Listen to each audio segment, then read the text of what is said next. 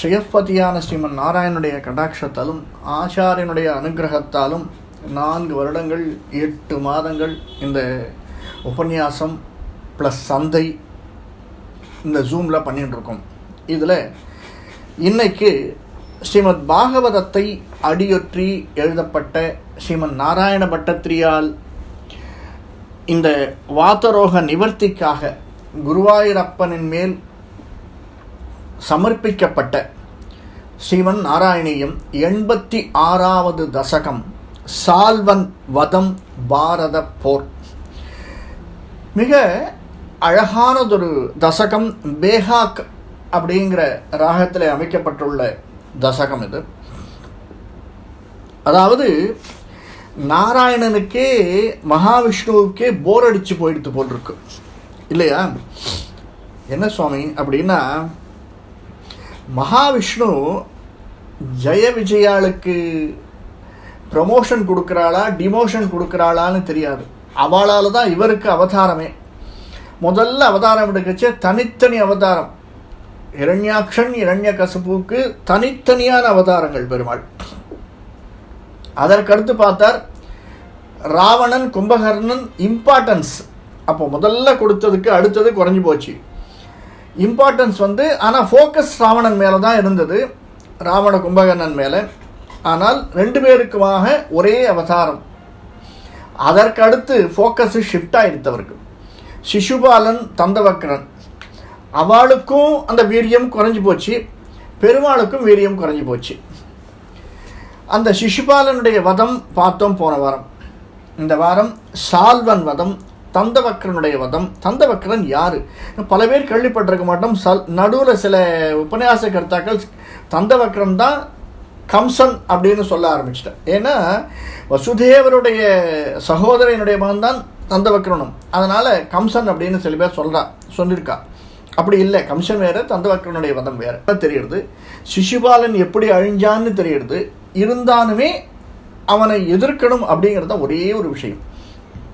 அதைத்தான் அது மட்டுமல்ல, இந்த தசகத்தோட குருக்ஷேத்திர போரையும் முடிச்சிடுறார் பட்டத்ரி. கடன்னு சினிமாவில் காட்டுற மாதிரி கிடுகிடுன்னு முடிஞ்சு போயிடுறது. இதற்கு அடுத்தது ஒன்று அவனுடைய நண்பன், அந்த ஒரு நண்பனுடைய தசகம். அதற்கு அடுத்தது பக்தி பிரபத்தியை பற்றி தான் அடுத்து வரக்கூடிய 12 தசகங்களும் இருக்குது. பகவானை பற்றி சொல்கிறது இது வரைக்கும் பகவானுடைய லீலைகளை பற்றி சொன்னது. அது பகவானை பற்றியே சொல்கிறது கடைசி 10. ரொம்ப அற்புதமாக இருக்கக்கூடிய 10 தசகங்கள் கடைசி தசகங்கள். சால்வோ பைஷ்மி விவாகே யதுகுல விஜித சந்திரச்சூடாத்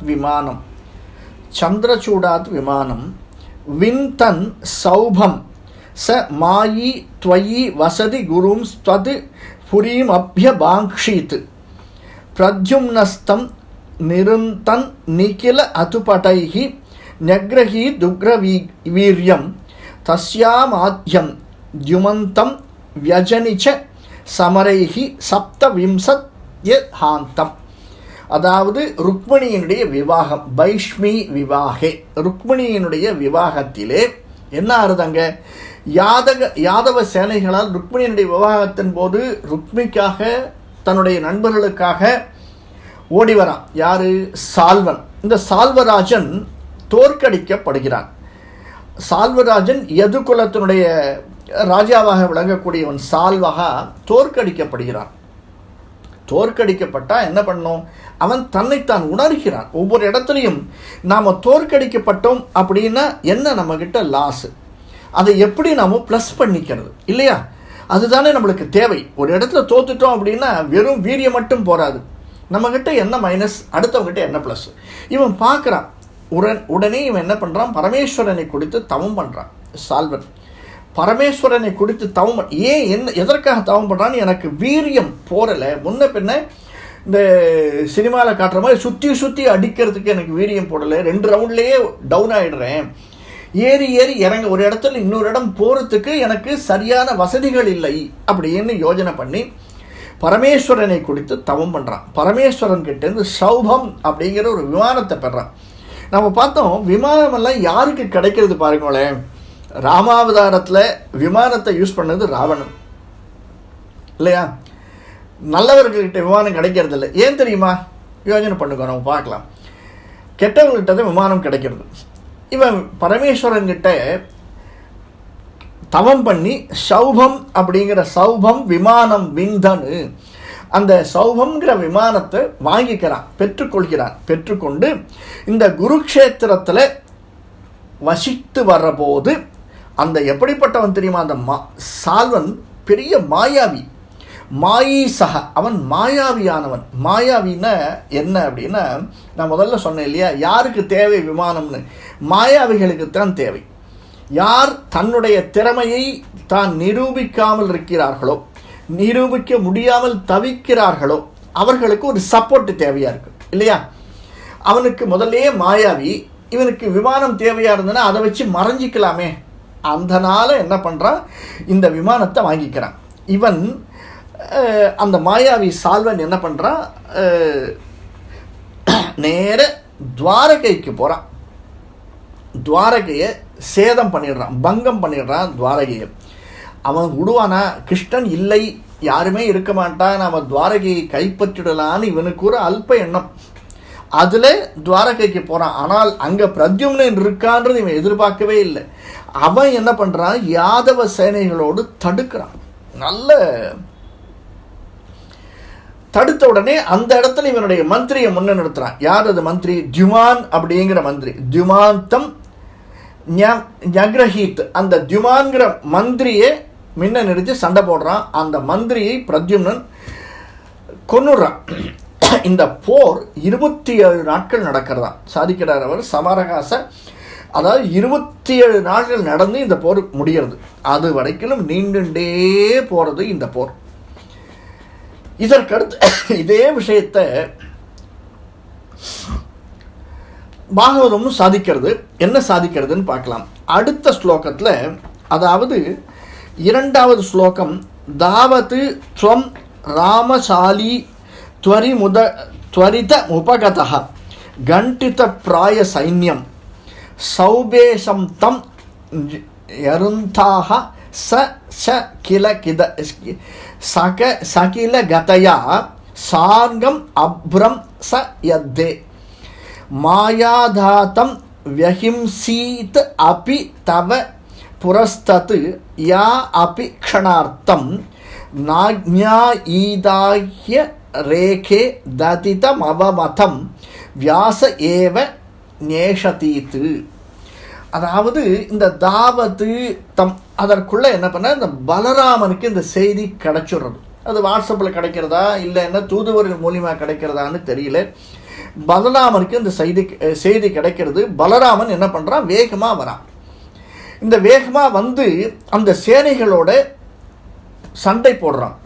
ஏன்னா 27 நாள் நடக்கிறது இல்லையா அந்த சேனை, அந்த யுத்தமானது. அதனால் இருக்கிறவா வந்து சொல்லிடுறா, இவன் தன்னுடைய கையில் இருக்கக்கூடிய சார்கம் என்ற வில் எடுத்துட்டு கூட போகிறான். அவனும் தன் கதையால் தங்களுடைய சார்கம் என்ற வில்லை கையிலிருந்து நழுவச் செய்தான் அல்லவா அப்படின்னு சொல்கிறார். அதாவது 2 பேருக்கும் சண்டை நடக்கச்சே ஒருத்தன் அடிக்கச்சு இதெல்லாம் விட்டு கொடுக்கறது. இந்த சினிமாவில் பார்த்தோம்னு வச்சுக்கோங்க, முதல்ல 3 தடவை ஹீரோ அடி வாங்குவார், அதற்கப்புறம் தான் இவர் அடிப்பார். என்ன ரீசன்னா, மாற்றான் வழி அறிந்து அவன் எந்த நிலைமையில் இருக்கான், எவ்வளோ ஸ்ட்ரென்த்தில் இருக்கான், கொஞ்சம் விட்டு பிடிப்போம். இந்த 3 விஷயங்களை தெரிஞ்சுக்கிறது. இதெல்லாம் எங்கே நடக்கிறதுனா இந்த பகவானுடைய முன்னிலையில் நடக்கிறது. தங்கள் முன்னிலையில் தவ புறத்தகா அப்படிங்கிறார். இப்போது மாயையால் உண்டு பண்ணப்பட்ட தங்கள் பிதாவை கொல்லவும் செய்தான் அப்படின்னு சாதிக்கிறார் பட்டத்ரி. சார்கம் என்ற வில்லை கையில் வச்சுருக்கிறத அவன் வந்து தன்னுடைய கதையினால் அடிச்சுட்டானான்.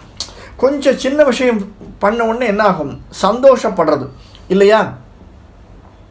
சந்தோஷப்படுற சமயத்தில் அவனுக்கு ஒரு சந்தோஷம். சில பேர் சொல்லுவாங்க அல்ப சந்தோஷங்கள் அப்படின்ட்டு. அந்த மாதிரி அல்ப சந்தோஷங்கள் அவனுக்கு நடக்கிறது. அதை சந்தோஷப்படுறான். இவனுடைய நிச்சயமான அபிப்பிராயத்தை யார் சொல்கிறார், இந்த அந்த க்ஷணம் உண்மை தங்களால் அறியப்படலை. இவனுடைய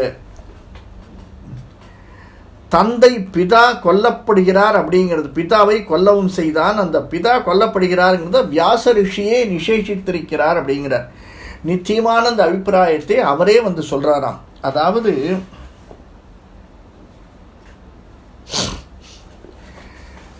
இவ 2 பேருக்கு சண்டை நடக்குச்சே, இந்த சண்டை ஒத்தருக்கு ஒன்று தான் நடக்கணும், மாயாவி அப்படிங்கிறதுனால இந்த மாயாவியினுடைய யுத்தங்கள் எல்லாமே நம்ம பார்த்துருக்கோம். ராவண யுத்தத்திலேயே மாயாவியினுடைய யுத்தம் எப்படி இருந்தது அப்படின்னு. கிருஷ்ணன் நினைச்சா எவ்வளோ மாயாவித்துவம் பண்ணலாம், ஆனால் கிருஷ்ணன் நினைக்கல. இவன் நேருக்கு நேர சண்டை போடணும், ராமன் மாதிரி நேருக்கு நேரு சண்டை போடணும். ஏன்னா கூட பலராமன் வேற இருக்கார், பலராமனுக்கும் கொஞ்சம் சப்போர்ட் இருக்கும் அப்படின்ட்டு பண்ணிட்டு இருக்கார். இந்த சந்தர்ப்பத்தில் இவரால் பொறுக்க முடியல. யாரால? கிருஷ்ணனால. க்ஷிப்த்வா சௌபம் கதா சூர்ணித்த முதகனி தௌ மங்ஷு சால்வே அபிசக்ரே நோத்கிருத்தே தந்தவக்ரஹ பிரசமபி பதன் அப்யமுக்தஞ்ச் கதாம் தே கௌமோதக்யா ஹதோ சா அபி சுக்ருத நிதிஹி சைத்ரவத் பிராபதக்யம் சர்வேஷாம் ஏவ பூர்வம் துவயி திருத்த மனசாம் மோக்ஷணார்த்தோ அவதாரஹா அப்படிங்கிறார். இவர் என்ன பண்ணுறார், இந்த சௌபங்கிற விமானத்தில் தானே இவன் வரான், அந்த விமானத்தையே முதல்ல அடிக்கிறார். சௌபங்கிற விமானத்தை இந்த தன்னுடைய கதையால் தூளாக்கிடுறாராம். இந்த தூளாக்கின உடனே அந்த விமானம் நொறுங்கி போயிடுறது. விமானத்தை நொறுக்கிறது மட்டுமல்லாமல் தன்னுடைய சக்கராயுதத்தால் சால்வனுடைய தலையையும் அறுத்தெறிகிறார். சக்கராயுதத்தால் சால்வன் கொல்லப்படுகிறான். இதே அடுத்து பக்கத்தில் இருக்கிற யாரு, தந்தவக்ரன் பார்த்துட்டு இருக்கான். இந்த தந்தவக்ரன் யாருன்னா வசுதேவனுடைய சகோதரி சுதஸ்ரவா அப்படின்றவனுடைய பிள்ளை மகன்தான் தண்டவக்ரன். தண்டவக்ரன் அப்படின்னு சொல்றான். தொம் மாத்திலேயோ நக கிருஷ்ணமித்ர திருக்குமாம் ஜிகாம்ஷி அப்படிங்கிறது ஸ்ரீமத் பாகவதம். அந்த தந்தவக்ரன் இவரோட சண்டை போடுறதுக்கு வரான். இந்த தந்தவக்ரன் ஏதாவது ரொம்ப விவரித்து சொல்லக்கூடியதை கடன்னு முடிச்சுன்னு வந்துடுறார். ஏன்னா மகாபாரத போர் முழுமையுமே இந்த தசகத்தில் முடிச்சிடணும் அவர். அதனால் மற்றதெல்லாம் எக்ஸ்பிளைன் பண்ணுறேன். ஏன்னா எதுக்கு நாம் இம்பார்ட்டன்ஸ் கொடுக்கணும் அப்படிங்கிறது. அவதார நோக்கம், ஒவ்வொரு அவதாரத்துக்கும் இம்பார்ட்டன்ஸ் கொடுத்துன்னு வந்தார். கிருஷ்ணனுடைய லீலைகளுக்கு இம்பார்ட்டன்ஸ் கொடுத்துன்னு வந்தார். இவாளெல்லாம் அந்த அளவுக்கு இம்பார்ட்டன்ஸ் இல்லாதவா சுவாமி, அதனால் தேவையில்லை அப்படின்னு இவாளை நிறுத்திடுறார். அதுக்கு அடுத்தது கதையை எடுத்து அந்த சால்வனையும் அவனுடைய விமானத்தை நொறுக்கி சக்கராயுதத்தால் சால்வனை அழித்து விட்டு கௌமோதகி அப்படிங்கிற தன்னுடைய கதையால் இந்த சிசுபாலனை போலவே இவனையும் கொன்றுவிடுகிறார், தந்தவக்ரனையும் கொன்றுவிடுகிறார் அப்படிங்கிற சாயுஜ்ய முக்தியை அளித்தார் அப்படின்னு. சாயுஜ்ய முக்தி அப்படிங்கிறது விசேஷமான ஒன்று, மோட்சத்திற்கும் மேலாக சொல்லப்படக்கூடியது. ஏன்னா மோட்சம் அப்படிங்கிறது ஒரு பிளேஸு, பகவான் எடுத்துக்கக்கூடியது. ஆனால் மோட்சத்துக்கு மேலாக அப்படின்னா ஏன்னா அவள் தன்னுடைய இடத்துக்கு வரணும். யார்? சிசுபாலன் தந்தவக்ரன். அதனால் அந்த சாயுஜ்ய முக்தியை கொடுத்தார். இந்த அவதார பூர்த்தி அப்படிங்கிறது இந்த இடத்துல ஆயிடுறதுன்னு பட்டத்தை சாதிக்கிறார். ஏஷகா அவதாரகா, இந்த அவதார பூர்த்தி இந்த இடத்துல முக்தியை தந்து அவனுடைய மனம் முழுவதும் பகவானிடம் இருந்ததுனால மோட்சத்திற்கும் சாயுஜ்ய முக்திக்கும் காரணமாக அவன் அமைந்து விடுகிறான் அப்படின்னு சாதிக்கிறார். இதை பாகவதம் சாதிக்கிறது பாருங்க. இது அத்தியமானா சௌபேன கிருஷ்ணஸ்ய நகரி பிருஷம் ந அபியபத்யத சம் ராஜன் திரிபுரேன யதாமகி. அத்தியமான அதாவது அப்படின்னா என்ன அர்த்தம்னா கிழின்னு கிழிச்சிட்டாராம். டார்மெண்டட் அப்படின்னு இங்கிலீஷில் சொல்லுவோம் இல்லையா, அந்த மாதிரி இவர் என்ன பண்ணுறார், அந்த சௌபம் அப்படிங்கிற இந்த விமானத்தை தூளாக்கிட்டாராம் பகவான் அப்படின்னு சாதிக்கிறது. இந்த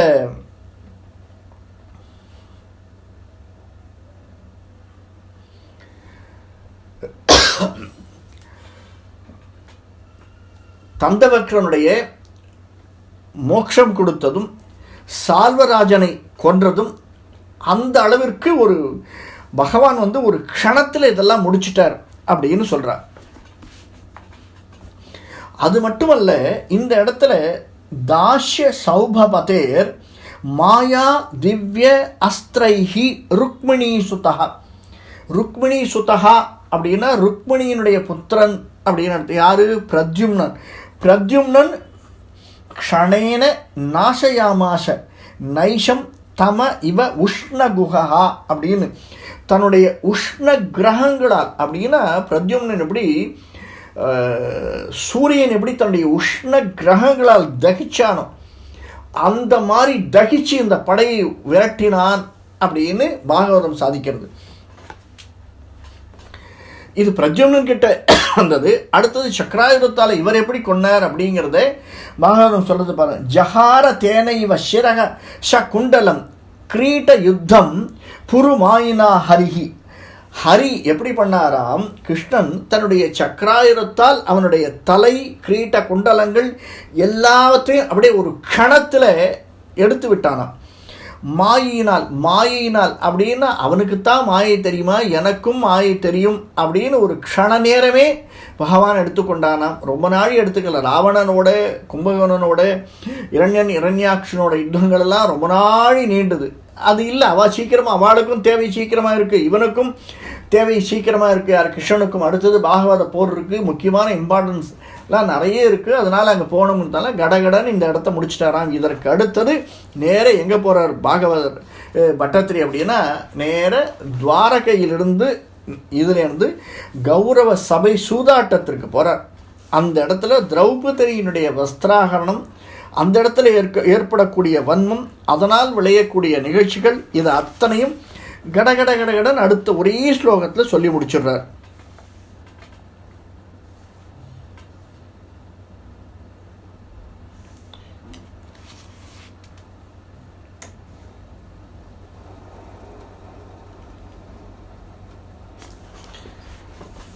त्वय्या याते अतः जाते किल कुरु सदसि यूतके संयताया ग्रन्थन्या याञ्छन् सेन्या स करुणम् अघृतासु शेलमालाम् अनन्ताम् अन्नान्तप्राप्त सर्वां च जमुन शकित द्रौपदी चिन्तितो अतः प्राप्त शाखान् नमस्नन् முனிகணமகிருதாக திருப்திமந்தம் வதாந்தே. அதாவது தாங்கள் துவாரகைக்கு சென்ற பிறகு அங்கே போயிடுறார். இதெல்லாம் முடிச்சுட்டு துவாரகைக்கு போயிடுறார் பகவான். துவாரகைக்கு போனால் இங்கே என்ன நடக்கிறது? கௌரவ சபையிலே குரு சதசி, கௌரவ சபையிலே ஜாதே துரூதகே என்ன நடக்கிறது? சூதாட்டம் நடக்கிறதாம். கௌரவ சபையிலே சூதாட்டம் நடக்கிறது. அந்த சூதாட்டத்திலே அடகு வைக்கப்பட்டவள் என்று கருதப்பட்டவளாக விளங்கக்கூடியவளான திரௌபதி அப்படின்னு சாதிக்கிறார். ஒரே லைனில் அப்படின்னா என்ன? சூதாட்டம் நடக்கிறது. அங்கே சூதாட்டத்திலே கௌரவாளுக்கும் பாண்டவர்களுக்கும் வாக்குவாதம் நடக்கிறது. ஒன்று ஒன்றா பாண்டவர்கள் எழுந்துட்டே வர அதை இவர் ஒரு வார்த்தையை சொல்கிறார், அடகு வைத்தல் அப்படிங்கிற ஒரு வார்த்தையை சொல்கிறார். சம்யதாயாக கிலகா, அடகு வைக்கப்படுவது. யாரு? திரௌபதி. அவள் தன்னைத்தாலே நினச்சிக்கிறாளாம், அடகு வைத்து விட்டார்கள் என்னை அப்படின்னு. இதை நிறைய சொல்லலாம், நம்மளுக்கு 11 ஸ்லோகமும் முடிக்கணும். அதனால் கதறாளாம். அதனால் கதறுகிறவரால் திரௌபதி என்ன பண்ணுறா? கதர்றா. ஹா கிருஷ்ணா துவாரகாவாசா குவாசி யாதவ நந்தனான்னு கதர்றா. கதறச்சே வஸ்திரத்தை மிக கருணையிடம் நீ அளித்தாய் அல்லவா, சைலமாலாம் சகருணாம் அப்படிங்கிறார். வஸ்திரத்தை நீ ரொம்ப சகருணம், ரொம்ப கருணையோடு கொடுத்த. வெயிட் பண்ணிட்டு இருக்கான் பகவான், எப்போ திரௌபதி கூப்பிடுவா, எப்போ இது முடிவுக்கு வரும் அப்படின்னு. இந்த விஷயம் முடிவுக்கு வரணுன்றதுக்காக முடிவற்றதாக இல்லாமல், முடிவே இல்லாமல் வஸ்திரத்தை கொடுத்துட்டே இருந்தாராம். அந்த சமயத்தில் இந்த இவர்களுக்குள்ள இந்த விஷயம் முடிவுக்கு வர்றது. முடிவுக்கு வந்து திரும்பவும் இவர்கள் சூதாட்டம், அதாவது திருதராஷ்டிரன்கிட்ட கேட்குறார். திருதராஷ்டிரன் இதை வந்து முடிச்சு வைக்கிறான், இது வந்து சரியில்லைன்னு. அதனால் இழந்ததை மீட்டுக்கொள்கிறார்கள். திரும்பவும் சூதாடுகிறார்கள். திரும்பவும் சூதாடி இவர்கள் வனவாசம் செல்கிறார்கள். இந்த வனவாசம் போகிற இடத்துலையும் திரௌபதி ஒவ்வொரு இடத்துலையும் பகவானை பிரார்த்திச்சுட்டே இருக்கா. வனவாசம் போகிற இடத்துலையும் அன்னம் தீர்ந்து போயிடுத்தே என்ன பண்ணுறது அப்படின்னு அது துர்வாசரனுடைய அந்த கதை நமக்கு தெரியும். இதை முன்னாடியே கேட்டிருக்கோம், இது பல சந்தர்ப்பங்களில் கேட்டிருக்கோம். துர்வாசருடைய கதை, துர்வாசர் வீரியம் கொண்டு இவர்கள்ட்ட ஒரு, அதுவும் துரியோதனன் அனுப்பிச்சு வைக்கிறது தான். அந்த துர்வாச முனிவர் ஒரு முனிகி கிருத்தகா தன்னுடைய ஒரு எண்ணத்திலே வக்கிரமமான எண்ணம் கொண்டு அப்படின்னு சாதிக்கிறார். அந்த மாதிரி எண்ணம் கொண்டு துர்வாசர் இவாளை எப்படியாவது ஒரு வழிக்கு கொண்டு வரணும்னு இங்கே வந்து வேண்டச்சே திரௌபதியானவள் பகவானை தியானிக்கிறா. அப்போ அந்த இடத்துல ஒரு சிறு கீரையினுடைய இது இருக்கான். அந்த சாகான்னம் ஆஷன்னு அப்படிங்கிறார். கீரையினுடைய ஒரு சிறு துளி அங்கே இருக்கிறதை சாப்பிட்டு துர்வாசருக்கும் அந்த ஒரு பலனை கொடுத்ததாக, துர்வாசரையும் கூட வந்த முனிகணாம் முனிவர் கூட வந்த அத்தனை முனிவர்களுக்கும் திருப்தி அடைய செய்து விட்டானாம் பகவான் எல்லாரையும். அதாவது இதில் ஒரே ஒரு தாத்பரியம் என்ன அப்படின்னா, எல்லோரையும் திருப்தி அடைய செய்பவன் நாம் அவனை வேண்டினோமே. ஆனால் நமக்கு எது தேவை, நம்மை சூழ்ந்திருப்பவர்கள் அனைவருக்கும் எது தேவை, எப்படி அனைவரும் திருப்தி அடைவார்கள். அல்டிமேட்டாக என்ன வேணும், என்கிட்ட பணம் இல்லை சுவாமி, என்கிட்ட வண்டி இல்லை சுவாமி, என்கிட்ட அது இல்லை இது இல்லை, என்ன வேணும், நீ அந்த இடத்துக்கு போகணும் அவ்வளோதானே, அப்படியே எடுத்துகிட்டு போய் அங்கே வச்சிடுறேன், திருப்தியா அப்படின்னு கேட்குறோம்ல. அந்த மாதிரி ஒரு திருப்தியை கொடுக்கக்கூடியவன் தான். ஆனால் அவனை வேண்டும் அவ்வளோதான், அதுதான் அவனை திருப்தியை கொடுக்கக்கூடியதாக இருக்கிறது. வேண்டிய பிரயத்தனங்கள் அத்தனையும் அங்கே ஆயத்தங்கள் செய்து கொண்டே இருக்கா. இந்த ஆயத்தங்கள் என்னென்ன செய்கிறா, ஒரு பக்கம் மந்திராலோசனை நடக்கிறது, ஒரு பக்கம் பகவானுடைய தூது போகிறது. இந்த தூது போனதுக்கு அப்புறமா துரியோதனன் பகவான்கிட்ட வர்றது, துரியோதனனும் அர்ஜுனனும் வந்து பகவான்கிட்ட பாண்டவரும் அதாவது சேனையும் பகவானும் வேணும் அப்படின்னு பிரார்த்திக்கிறது. இவர்களெல்லாம் எடுத்து செல்கிறது. இது அஸ்தினாபுரத்துக்கு தூது போகிறது. பீஷ்ம துரோணர் முதலியவர்களெல்லாம் சந்திக்கிறது. இவை அனைத்தையும் ஒரே ஸ்லோகத்தில் கொண்டு வந்துடுறார்.